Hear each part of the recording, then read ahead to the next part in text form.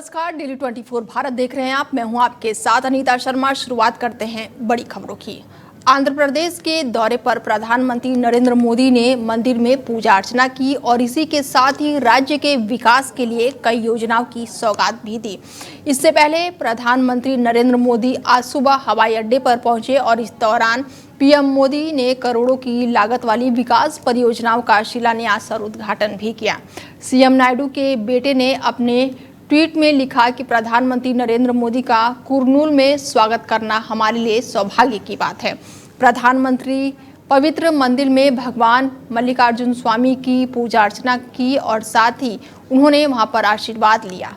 केंद्रीय गृह मंत्री अमित शाह ने नई दिल्ली में आयोजित भगोड़ों के प्रत्यार्पण पर सम्मेलन को संबोधित किया और इस सम्मेलन का आयोजन सीबीआई की तरफ से किया गया।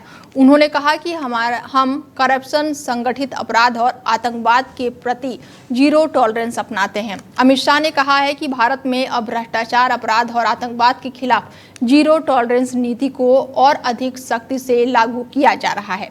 उन्होंने कहा कि सिर्फ देश में बैठे अपराधियों पर ही नहीं बल्कि बाहर से देश में अपराध करने वालों पर भी जीरो टॉलरेंस होना चाहिए। इसके साथ ही अमित शाह ने कहा है कि जो लोग देश के बाहर बैठकर भारत में अपराध, भ्रष्टाचार और आतंकवाद फैलाने की कोशिश करते हैं, उन्हें भी कानून के दायरे में लाने के लिए एक सुनिश्चित तंत्र बनाना हमारी अहम जिम्मेदारी है। मुझे पूरा विश्वास है मित्रों, हम सबका एक संकल्प होना चाहिए कि अपराधी की चाल कितनी भी तेज हो, न्याय की पहुंच उससे भी ज्यादा गतिवान होनी चाहिए। और मुझे ये कहने में कोई दिक्कत नहीं है कि मोदी जी के नेतृत्व में एक मजबूत भारत सीमाओं की सुरक्षा के साथ साथ रूल ऑफ लॉ की मजबूती सुनिश्चित करने के लिए आगे बढ़ रहा है। और आज global operation, strong coordination, smart diplomacy, ये तीनों का समन्वय ये 2 दिन की कार्यशाला में हम सुनिश्चित करने जा रहे हैं। मित्रों, आज जिस विषय पर ये 2 दिन की कार्यशाला आयोजित की गई है, ये गंभीर भी है, प्रासंगिक भी है और इस पर विचार करने की बहुत समय से जरूरियात भी थी। राष्ट्रीय सुरक्षा, देश की आर्थिक समृद्धि और एक प्रकार से नीतिगत जटिलता से हमें मुक्ति पाने के लिए इस सम्मेलन में हुई चर्चाएं और सुझाए गए उपाय बहुत लाभप्रद। बिहार विधानसभा चुनाव को लेकर सरगर्मियां तेज हो गई हैं। बिहार विधानसभा चुनाव में आज से बीजेपी के दिग्गजों की एंट्री हो गई है। सीएम योगी दानापुर पहुंचे और इस दौरान सीएम योगी ने दानापुर में जनसभा को संबोधित भी किया। सीएम योगी ने कहा कि 1990 से 2005 तक बिहार का जंगल राज और साथ ही परिवारवाद कौन नहीं जानता। आपने देखा होगा कि वो कौन लोग थे। उन्होंने बिहार की आध्यात्मिक ज्ञान भूमि को परिवारवाद और अपराध की भूमि बनाकर हमारे नौजवानों के सामने पहचान का संकट खड़ा कर दिया। ये विकास के नाम पर किस प्रकार की अराजकता फैलाई गई थी, ये किसी से छिपी हुई नहीं है। इसीलिए पिछले 20 साल में बिहार को उस कलंक से मुक्त कराने का काम एनडीए की सरकार जिस तरह से प्रभावी ढंग से काम किया है और आज बिहार में डबल इंजन की सरकार उसे और भी प्रभावी ढंग से आगे बढ़ाने के लिए फिर से आह्वान करने आई है। यूपी और बिहार का संबोधन केवल एक संबंध नहीं, एक साझी विरासत भी है। एक आत्मा का संबंध है, एक संस्कृत का संबंध है और एक संकल्प का भी संबंध है। और ये संबंध उसी प्रकार से अटूट है जैसे भगवान राम और मां जानकी का संबंध अटूट है। डबल इंजन की सरकार बिहार में फिर से स्थापित हो और डबल इंजन सरकार के नेतृत्व में बिहार की विकास गति तेजी से आगे बढ़ती दिखाई दे रही है। बहनों और भाइयों, उत्तर प्रदेश और बिहार की विरासत मजबूती के साथ आगे बढ़ेगी। और याद करिए, डबल इंजन की एनडीए सरकार है जो आरजेडी कांग्रेस के भ्रष्टाचार के साथ साथ आपराधिक उद्योग को भी नियंत्रित कर सकता है, मजबूती के साथ नियंत्रण करेगा। आपने देखा होगा उत्तर प्रदेश में माफिया तो जहन्नुम की यात्रा में जा चुके हैं। बहन और भाइयों, कौन नहीं जानता है 1990 से 2005 तक बिहार का जंगल राज और परिवारवाद आपने देखा होगा। कौन वे लोग थे जिन्होंने बिहार की ज्ञान भूमि को, बिहार की इस आध्यात्मिक ज्ञान भूमि को परिवारवाद और अपराध की भूमि बना करके यहां के हमारे नौजवानों के सामने पहचान का संकट खड़ा कर दिया था। यहां विकास के नाम पर उस कालखंड में किस प्रकार की अराजकता फैलाई गई थी, ये किसी से छुपा हुआ नहीं। विकास के नाम पर यहां पर पेशेवर गुंडे और माफियाओं को सत्ता का संरक्षण 1990 से 2005 के बीच में प्रदान करके पूरे बिहार के विकास को बाधित कर दिया गया था। उत्तर प्रदेश और बिहार का संबंध ये केवल एक संबंध नहीं है, एक साझी विरासत है, एक आत्मा का संबंध है, एक संस्कृति का संबंध है और एक संकल्प का भी संबंध है।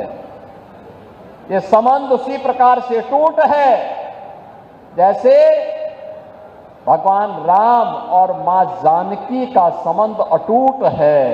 उसी प्रकार का संबंध उत्तर प्रदेश और बिहार का है।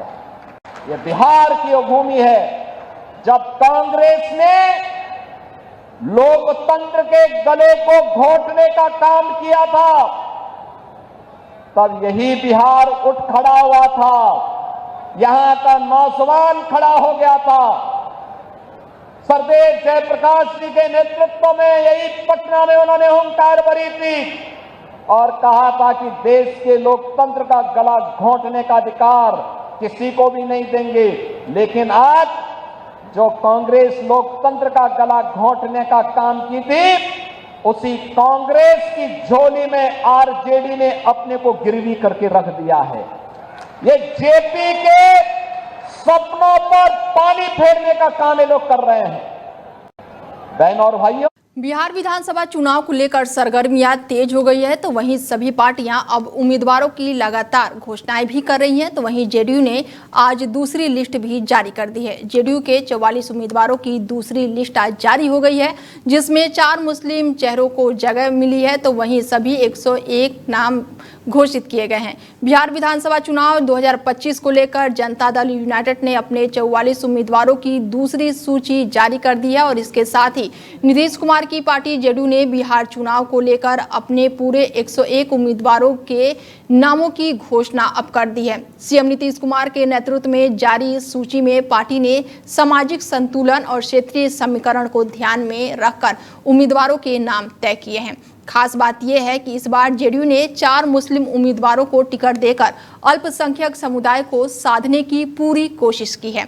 तो वहीं जेडीयू की पहली लिस्ट में कोई भी नया युवा चेहरा को मौका नहीं दिया गया है। जेडीयू ने इस बार टिकट बंटवारे में महिलाओं, पिछड़ा और साथ ही अति पिछड़ा वर्ग, दलित और अल्पसंख्यक समाज समेत सभी समाज के लोगों को बैलेंस करते हुए टिकट दिया है। पहली लिस्ट में जेडीयू ने जहां पर लौकुश समाज को प्राथमिकता भी दी है, तो वहीं दूसरी लिस्ट में पिछड़े समाज को बड़ी प्राथमिकता दी गई है।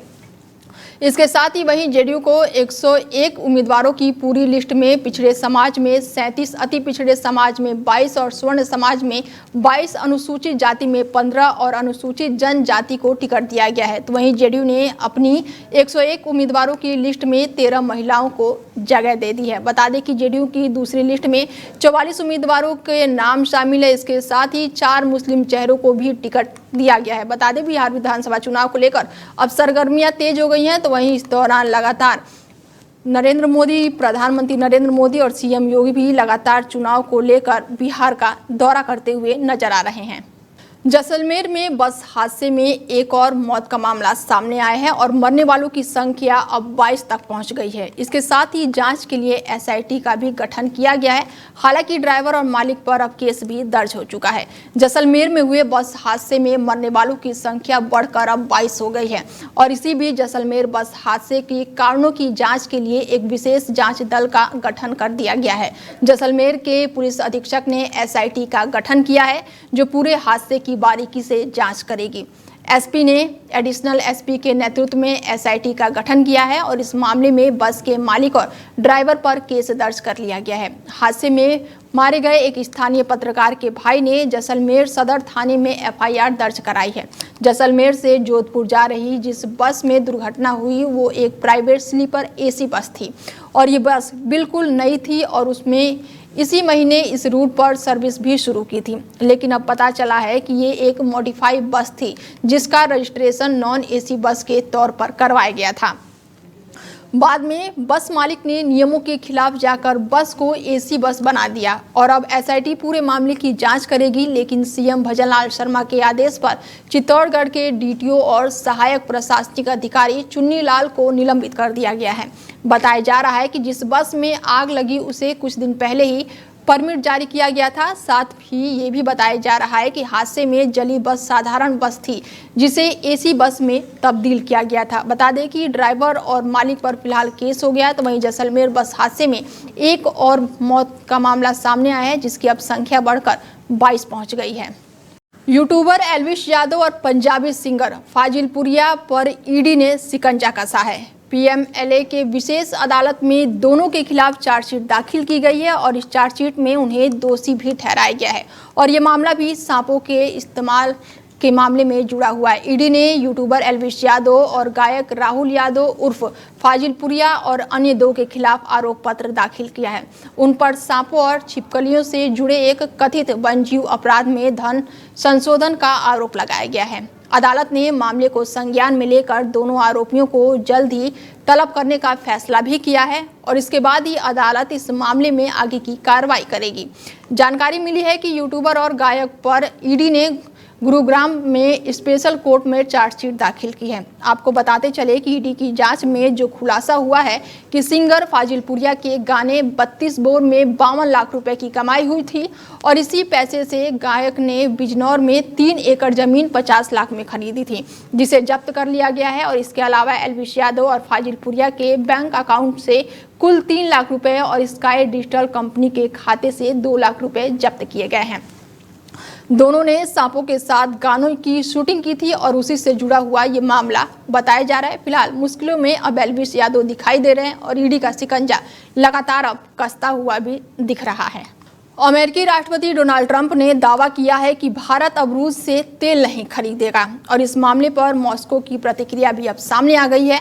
भारत में रूस के राजदूत ने कहा है कि भारत की अर्थव्यवस्था के लिए रूस के तेल की जरूरत है।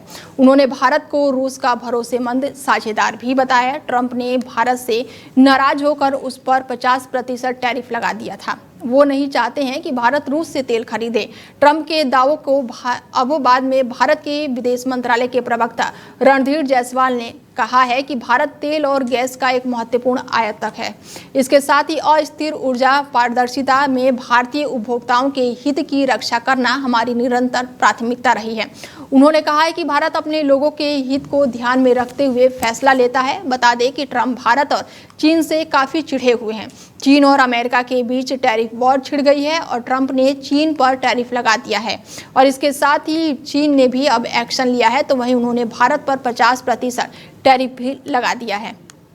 बिहार विधानसभा चुनाव को लेकर महागठबंधन के दलों में सीट बंटवारे को लेकर खींचतान लगातार जारी है। पटना के होटल मौर्या में विकासशील इंसान पार्टी यानी कि वीआईपी अध्यक्ष मुकेश सहनी की प्रेस कॉन्फ्रेंस से पहले ही कार्यकर्ताओं ने आपस में मारपीट की।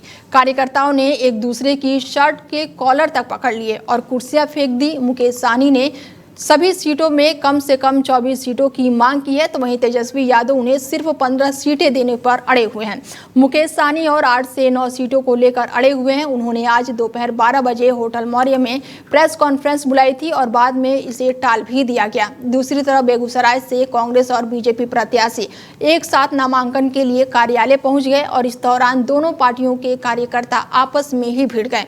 दोनों ओर से समर्थकों ने जमकर नारेबाजी की, जिसके बाद से पुलिस ने लाठीचार्ज करते हुए भीड़ को खदेड़ दिया। चुनाव के लिए एनडीए ने गुरुवार तक 226 सीटों पर उम्मीदवारों के नाम की घोषणा कर दी है। बीजेपी और जेडीयू ने अपने सभी 101 उम्मीदवारों की लिस्ट जारी कर दी है, तो वहीं लोजपा आर ने 14 और हिंदुस्तान अवाम मोर्चा यानी कि हम के 6 उम्मीदवार घोषित हो चुके हैं और वहीं आरएलएम ने भी 4 प्रत्याशी उतार दिए हैं। दूसरी तरफ महागठबंधन में अभी भी सीट शेयरिंग को लेकर रस्साकसी चल रही है। आरजेडी और साथ ही कांग्रेस लगातार अपने उम्मीदवारों को सिंबल बांट रही है। हालांकि किसी भी पार्टी ने उम्मीदवारों की एक भी अधिकारित लिस्ट जारी नहीं की है। बता दें कि राज्य में 2 फेज यानी कि 7 और 11 नवंबर को वोटिंग होनी है और रिजल्ट 14 नवंबर को आएंगे और पहले फेज के लिए 17 अक्टूबर को नामांकन का आखिरी दिन है। बता दें कि हालांकि लगातार देखने को मिल रहा है कि वीआईपी कार्यकर्ता आपस में भिड़ हैं, वहीं टिकट को लेकर भी सभी पार्टियों में रस्साकसी देखने को मिल रही है। जनशक्ति जनता दल के अध्यक्ष और लालू प्रसाद यादव के बड़े बेटे तेज प्रताप यादव महुआ विधानसभा सीट से अपना नामांकन करने पहुंचे और इस दौरान उन्होंने अपने माता पिता के बजाय अपनी दादी की तस्वीर हाथ में लेकर आशीर्वाद लिया। तेज प्रताप ने कहा है कि उनकी दादी उनके लिए सबसे प्यारी और सर्वोपरि हैं, इसीलिए उनका आशीर्वाद साथ लेकर उन्होंने नामांकन किया। साथ ही उनके साथ वृंदावन से उनके गुरु भी मौके पर मौजूद रहे, उन्होंने उनका हौसला बढ़ाया। तेज प्रताप यादव ने इनका अनोखा अंदाज देकर हर कोई बिल्कुल ही अचानक से ये पहुंचे और इसके साथ ही उन्होंने हाथों में दादी और गुरु की तस्वीर भी ली थी और अनोखे अंदाज में ये नामांकन करने पहुंचे हैं, जिसका ध्यान सभी ने खींचा है। नामांकन भरते समय उन्होंने मीडिया से बात करते हुए कहा है कि उनके माता पिता का आशीर्वाद पहले ही मिल चुका है और दादी का फोटो उनके लिए शक्ति का प्रतीक है। उन्होंने कहा है कि महुआ के लोग मुझे पुकार रहे हैं और मैं उनके बुलावे के सम्मान करता हूँ और मैं यहाँ इसीलिए आया हूँ। फिलहाल उन्होंने नामांकन भर दिया है और हाथों में दादी और गुरु की तस्वीर लेकर वो नामांकन करने तेज प्रताप यादव पहुंचे थे और ये वीडियो सोशल मीडिया पर तेजी से वायरल हो रहा है। मेरे माँ बाप सब साथ में, ये हमारी दादी हैं। अच्छा, ये हमारी दादी हमारे साथ है। माँ मरसिया को हम अपने साथ लेके जा रहे हैं। मरसिया, ये जरा दिखाइए शॉर्ट से, ये दादी को आप साथ लेकर जा रहे हैं। माता पिता का आशीर्वाद भी आप कहते हैं किसी भी काम के लिए। दादी तो सर्वोपरि है ना, गुरु है हमारे पीछे बैठे, वृंदावन से हैं। अच्छा, महुआ का लोग पुकार रहा है, अब वहाँ जा रहे हैं हम। कई लोग आपके विपक्ष में भी वहाँ पे खड़े हैं, कितनी बड़ी चुनौती मानते हैं? देखिए, जब गुरु का आशीर्वाद हो, माँ बाप का और दादी का आशीर्वाद हो तो कोई चुनौती सामना नहीं करता। मेरे माँ बाप साथ। बिहार विधानसभा चुनाव को लेकर सरगर्मियां तेज हो गई हैं, तो वहीं उम्मीदवारों को टिकट नहीं मिलने पर लगातार उनकी वीडियो भी वायरल हो रही है और इसी कड़ी में एक नेताजी भी फफक कर रोते हुए नजर आए हैं।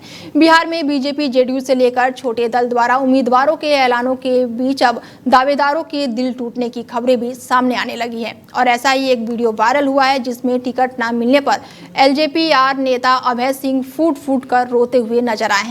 इसके साथ ही जेडीयू के खाते में जाने से नेताजी के चुनाव लड़ने के अरमानों पर पानी फिर गया है और उनके आंसू भी लगातार बहते हुए दिखाई दे रहे हैं। बता दें कि उन्होंने दिल का दर्द भी बयां किया है और समस्तीपुर जिले के मोरबा विधानसभा सीट से लोजपा रामविलास के नेता अभय कुमार सिंह का एक वीडियो सोशल मीडिया पर तेजी से वायरल हो रहा है, जिसमें वो फूट कर रोते हुए टिकट बंटवारे में पैसे के लेन देन का आरोप लगाते हुए नजर आ रहे हैं। वीडियो में अभय सिंह कहते दिख रहे हैं कि हमसे ज्यादा किसी ने पैसे दे दिए, इसीलिए उसे टिकट मिल गया है और अब मैं इस राजनीति से संन्यास ले लूंगा। वीडियो के वायरल होते ही ये मामला राजनीतिक गलियारों में चर्चा का विषय बन गया है। दरअसल 2020 के विधानसभा चुनाव में अभय कुमार सिंह लोजपा रामविलास के प्रत्याशी रहे थे और इस बार भी वो मोरबा सीट से दावेदारी कर रहे थे, लेकिन जब एनडीए गठबंधन के तहत चिराग पासवान की पार्टी को सीटें दी गई तब मोरबा और साथ ही रोसड़ा सीट भी उनके हिस्से में थी। बाद में नीतीश कुमार के नाराज होने के बाद से सीट जेडीयू के खाते में चली गई, जहां से पूर्व विधायक विद्यासागर निषाद को उम्मीदवार बनाया गया है। तो वहीं अब ये वीडियो सोशल मीडिया पर तेजी से वायरल हो रहा है। अब मैं आप लोगों को सेवा देने में नहीं सक्षम हूँ। मैं परेशान हो गया हूँ इस टिकट वाली व्यवस्था से। मैंने बार बार सब लोगों पर भरोसा किया, सभी दल पर भरोसा किया, निर्दल भी चुनाव लड़ के देखा। लेकिन मैं एक बात कहना चाहता हूँ, आप तमाम सर्वदलीय कार्यकर्ता से, जो हाल मेरा है वही हाल सबका होगा, हो भी रहा है। किसी का कोई सुनने वाला नहीं है। सब लोग केवल चुनाव में 15 दिन और 1 महीना आपको लॉलीपॉप देंगे, मलाई देंगे, किशमिश देंगे, या फिर रसगुल्ला देंगे, मुर्गा देंगे, दारू देंगे। बाकी चुनाव जिस दिन बक्सा बंद हो जाएगा, उसके बाद फिर आपसे 20% कमीशन और 25% कमीशन, 30% कमीशन वसूला जाए। खबर मध्य प्रदेश से है, जहां पर धान की कटाई को लेकर प्रशासन लगातार धान की मशीन काटने वालों को अब जब्त की जा रही है। मध्य प्रदेश के श्योर जिले में धान की कटाई के इस अहम समय में प्रशासन द्वारा खेतों में काम कर रही हार्डवेयर मशीनों को जब्त कर लिया गया है, जिससे किसानों में भारी आक्रोश फैल गया है। और इसी के विरोध में सैकड़ों किसान बड़ोदरा थाने के बाहर इकट्ठा हुए और प्रशासन के खिलाफ जमकर नारेबाजी की है। किसानों ने चेतावनी दी है कि अगर मशीनें वापस नहीं की गई तो जिले भर में आंदोलन किए जाएंगे। किसानों का कहना है कि धान की फसल पक चुकी है, खेतों में कटाई जोरों पर है, लेकिन इसी बीच प्रशासनिक कार्रवाई ने किसानों की परेशानियां और भी बढ़ा दी हैं। खेतों में काम कर मशीनों को प्रशासन ने फिलहाल जब्त कर लिया है। प्रशासन के मुताबिक इन मशीनों में पराली जलाने का खतरा बढ़ जाता है, जिससे पर्यावरण को काफी नुकसान हो सकता है। तो वहीं किसानों का तर्क है कि ये वही मशीनें हैं जो पराली को खेत में मिलकर जमीन को उपजाऊ बनाने में काफी मदद करती हैं। आप सभी को नमस्कार। जो वर्तमान में सब लोगों ने जो धान की फसल बोई है, उस चीज़ में क्योंकि ज़्यादातर क्या होता है कि नरवई होते हैं, नरवई को किसान जला देते हैं। जलाने के बाद उससे काफ़ी ज़्यादा न केवल किसानों को बल्कि हमारे जो आसपास का वातावरण है उस सबको भी काफ़ी ज़्यादा प्रदूषण होता है। उसी के संबंध में कलेक्टर सर के नेतृत्व में हम सब ने कि पराली न जलाए, उस चीज़ के लिए एक अभियान चलाया था। उस अभियान के अंतर्गत वो एक जागरूकता अभियान है। हम किसी भी किसान को इसमें बाध्य नहीं कर रहे कि आप किस तरीके से आपको जो पराली है उसका प्रबंधन करना है। उस चीज़ में हम किसानों को जागरूक कर रहे हैं कि आप जो सुपर सीडर है, हैप्पी सीडर है, स्मार्ट सीडर है या फिर बेलर है, क्योंकि सरकार उनके ऊपर सब्सिडी देती है। जैसे सुपर सीडर है, सुपर सीडर अगर 2.5 लाख रुपए का आता है तो सरकार उसमें 1,20,000 रुपए की सब्सिडी देती है। और आप सभी को नमस्कार। जो वर्तमान में सभी को मालूम है धान की फसल पककर तैयार खड़ी हो गई है। पहले तो आधी फसल तो वैसे ही बर्बाद हो चुकी है। यहाँ की किसानों ने सर्वे करे, किसानों का 80% धान बर्बाद हो चुका है। जो बची है उसको भी खत्म करने की प्रशासन की तैयारी है। जो हार्वेस्टर बाहर से आए हैं धान को काटने के लिए, उन हार्वेस्टर को पकड़ा जा रहा है। उन हार्वेस्टर को पकड़ने के चक्कर में जो राजस्थान से जो बाहर से कंपाइनें आने वाली थी वो नहीं आ रही है, और जो कंपनी यहाँ पर है जो 700 रुपये की जगह 1500 रुपये ले रही है, किसान पूरी तरह बर्बाद हो गया है। ये सरकार किसान विरोधी सरकार है, किसानों को बर्बाद करना चाहती है, और ये हमें पहले से भी मालूम है। ये सरकार किसान को बेचना चाहती है। सभी को श्योपुर क्षेत्र में धान की फसल आ चुकी है। जब कंपाइन बाहर से आई है, किसानों को काट के आई है, तो पुलिस प्रशासन ने मशीन को गिरफ्तार कर लिया है और किसान कर्जे में डूबा हुआ है। प्रशासन किसानों पे बिजली पर अत्याचार कर रही है। पहले खाद नहीं मिला, अब मशीनों को पकड़ के थाने में गिरफ्तार कर लिया। फिलहाल बुलेटिन में मेरे साथ इतना ही, दीजिए इजाजत, नमस्कार।